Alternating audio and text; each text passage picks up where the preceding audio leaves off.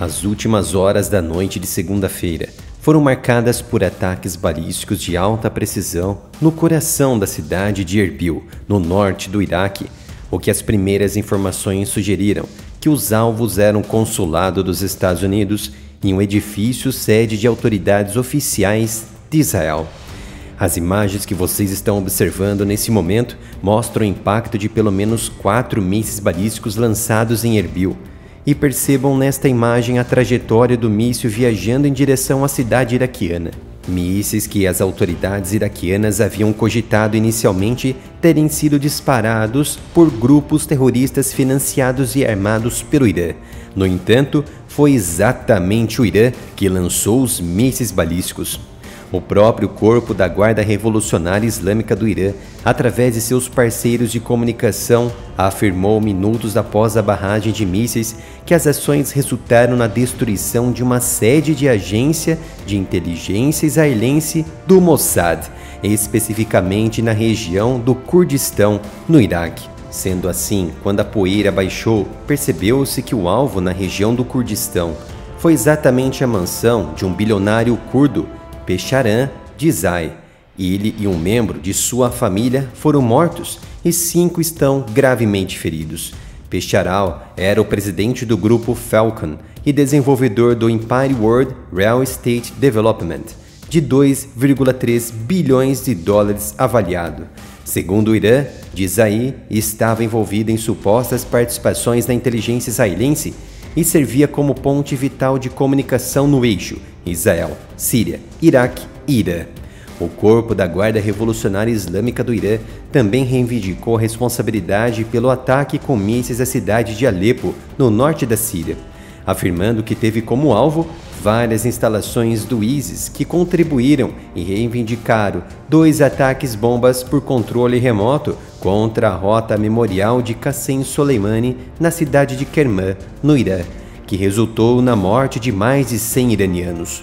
Os mísseis balísticos que atingiram a cidade de Erbil, no norte do Iraque, e a cidade de Alepo, no norte da Síria, foram lançados pelo corpo da Guarda Revolucionária Islâmica a partir da base de mísseis perto da cidade de Avaz, no sudoeste do Irã, tornando o percurso em mais de 1.120 quilômetros até o alvo, o que significa que algum tipo de míssil balístico de médio alcance provavelmente foi usado nos ataques. Em meio a tantas tensões, temos a loja do canal para diminuir os ânimos. Chegaram as camisetas do Mossad, dos foguetes da SpaceX, de caças de combate e muito mais. Então acesse mapenca.com/área militar e confira as novidades. A barragem de mísseis iraniana foi, sem dúvida, a maior retaliação já planejada e feita pelos ayatolás, principalmente contra os ataques israelenses que mataram pelo menos um comandante iraniano em dezembro do ano passado, bem como membros de grupos terroristas apoiados pelo Irã, como o Hezbollah. Os ataques iranianos aumentarão ainda mais os receios de que o Oriente Médio esteja de fato deslizando perigosamente para uma conflagração regional mais ampla, à medida que as tensões aumentaram desde o início da guerra entre Israel e o Hamas. O conflito desencadeou a intensificação das hostilidades em toda a região, com Hezbollah apoiado pelo Irã, o movimento terrorista lá no Líbano, negociando diariamente fogo transfronteiriço com Israel, os rebeldes Houthis no Iêmen, atacando navios mercantes no Mar Vermelho, e militantes iraquianos, apoiados pelo Irã, lançando mísseis e drones contra as forças dos Estados Unidos no Iraque e na Síria. O Irã indica há meses que não quer envolver-se diretamente no conflito mais amplo, que poderia levá-lo a ser arrastado para uma guerra total contra Estados Unidos e Israel. No entanto, é o principal apoiador dos movimentos terroristas. Os receios sobre os riscos da eclosão de um conflito mais amplo aumentaram nas últimas semanas, à medida que os ataques israelenses mataram o comandante iraniano na Síria, 7 integrantes do Hamas, incluindo um dos principais líderes do grupo em Beirute, intensificaram a sua retórica e ataques contra o Hezbollah no sul do Líbano. Os comandantes seniores da guarda alegaram inicialmente que os ataques de Kerman foram orquestrados por Israel, sem fornecer provas, antes do ISIS divulgar uma declaração reivindicando a responsabilidade pelo atentado.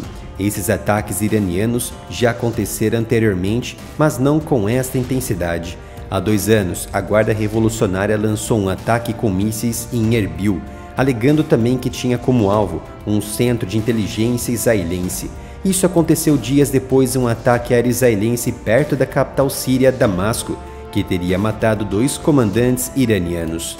As forças iranianas também podem lançar ataques a partir da própria Síria, por já estarem posicionadas no país, especificamente próximo às fronteiras com o Líbano, servindo também como braço armado de treinamento ao Hezbollah. E na Síria apoiam o presidente Bashar al-Assad na guerra civil, que eclodiu em 2011, depois do regime sírio ter reprimido brutalmente uma revolta popular. Erbil é a capital da região semi-autônoma do Kurdistão do Iraque, que Teherã afirma ser usada como palco de grupos separatistas iranianos e abriga bases pertencentes à agência de inteligência israelense Mossad, o que o governo regional do Kurdistão nega. Se realmente o Irã estiver correto, foi um duro golpe contra os israelenses na porção norte do Oriente, negando informações precisas de grupos armados operando para o Irã no Iraque, que oferecem apoio de fogo contra Israel. De fato, os israelenses não reconheceram imediatamente o ataque perto do consulado americano em Erbil, e a sua embaixada em Washington não respondeu a um pedido de comentário feito pela mídia Associated Press sobre a alegação iraniana relativa ao Mossad.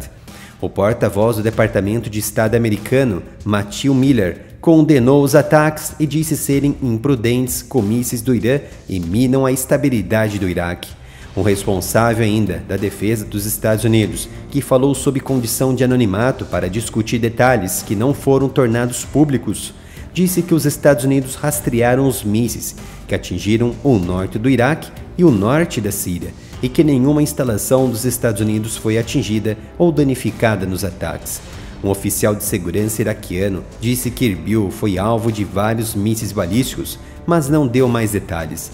Um soldado de um grupo terrorista apoiado pelo Irã no Iraque disse que 10 mísseis balísticos caíram na área, perto do consulado dos Estados Unidos. Mesmo não tendo nenhuma base ou unidade atacada na noite anterior, as forças dos Estados Unidos no Iraque e na Síria foram alvo de mais de 100 vezes desde 17 de outubro do ano passado. Washington retaliou atacando milícias aliadas ao Irã pelo menos 2 vezes desde então. Esta barragem de mísseis balísticos altamente precisa e letal do Irã mostra definitivamente a força e presença militar persa como um revés considerável no Oriente Médio. A busca de mísseis balísticos pelo Irã é anteriormente à Revolução Islâmica. Ironicamente, o Shah do Irã, na época, uniu-se a Israel para desenvolver um sistema de curto alcance depois de Washington ter negado seu pedido de mísseis do tipo Lance. Sendo assim, Israel agiu e lançou o Projeto Flor, e o Irã forneceu os fundos a Israel a tecnologia.